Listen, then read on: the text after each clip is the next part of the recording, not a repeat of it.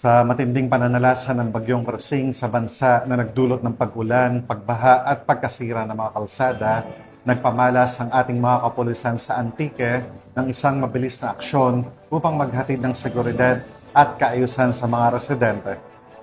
Ang agarang pagtunggon ng kapulisan ay nagpapakita ng kahandaan ng Philippine National Police sa mga sitwasyong pangkalikasan. Ipinapakita nito na bahagi sila ng epektibong emergency response system na nakatuon sa kaligtasan ng mamamayan. Patrolwoman Ledilyn Bansagon sa ulat. Sa pananalasa ni Bagyong Krasing na nagdulot ng matinding pag-ulan, pagbaha at pagkasira ng mga kalsada sa iba't ibang bahagi ng Western Visayas, lumutang ang katatagan at kahandaan ng kapulisan sa pamamagitan ng mabilis na aksyon. Malinaw na ipinamalas ng mga kapulisan ng Antique ang kanilang sinumpaang tungkulin, ang maging tagapangalaga ng buhay, ari-arian at kapayapaan sa anumang panahon at pagkakataon.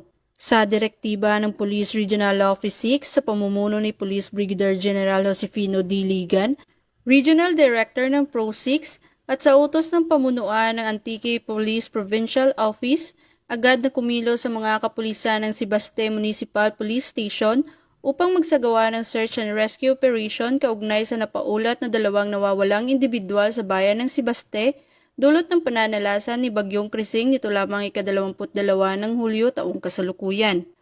Ang mabilis na pagtugon ng mga kapulisan ay nagpapakita ng kanilang dedikasyon at pagiging laging handa sa anumang sitwasyong pang-emerhensya. Kasabay nito, isinagawa rin ng iba't ibang municipal police station sa ilalim ng Antique PPO ang clearing operation sa mga pangunahing lansangan na aapektuhan ng pagbagsak ng puno at landslide. Sa pakikipagtulungan sa lokal na pamahalaan at iba pang kaugnay na ahensya, matagumpay na naibalik ang kalinisan at kaligtasan ng mga daanan upang maging maayos ang daloy ng trapiko at maiwasan ang lumang aksidente.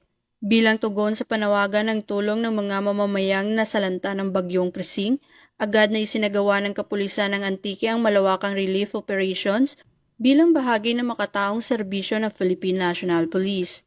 Bitbit ang malasakit at hangaring magatid ng pag-asa, personal na inihatid ng mga pulis ng Antique ang mga pangunahing pangangailangan gaya ng bigas, dilata, malinis na inuming tubig, damit, at hygiene kits sa mga residenteng lubhang naapektuhan ng pananalasa ng bagyo.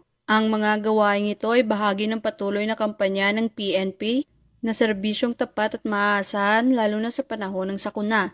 Muling pinatunayan ng kapulisan na ang kanilang serbisyo ay hindi lamang para sa batas, kundi para sa buhay at kapakanan ng bawat Pilipino. Patuloy na paninindigan bilang tagapagpangalaga ng kapayapaan, kaligtasan, at kagapay ng bawat mamamayan sa oras ng pangangailangan. Mula dito sa Police Regional Office 6, ako ang inyong Police News Network Correspondent, Patrolwoman Ledilyn Bansagon, alagad ng batas, tagataguyod ng Balitang Pulis.